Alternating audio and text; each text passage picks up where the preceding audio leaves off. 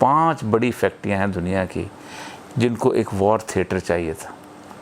एक किताब यहाँ पर पढ़ी है, वो है प्रिजनर्स ऑफ जोग्राफी, जोग्राफी के कैदी।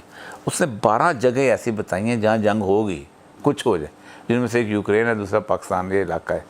उसकी वजह यह है कि गंदम उगाने वाले लोग हैं, गल्ला है, फूड बास्केट इनके पास है। तो असल मसला ये है कि मैं ओवरऑल बात करता हूँ, दुनिया खोल दें।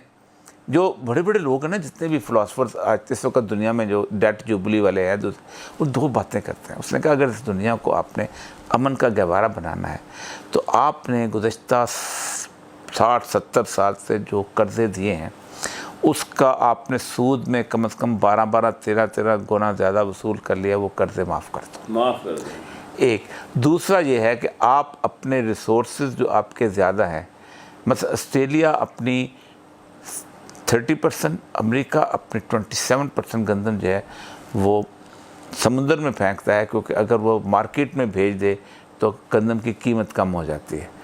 आप अपने रिसोर्सेज को यूनिवर्सलाइज कर दो तो ना कोई भूखा रहेगा। ये नहीं, पाकिस्तान का अलमिया ये है, एक आपके भी बुज़ुर्ग हैं, हमारे भी बुज़ुर्ग हैं, इशरत हुसैन साहब, उनकी किताब है गवर्निंग द अनगवर्नेबल।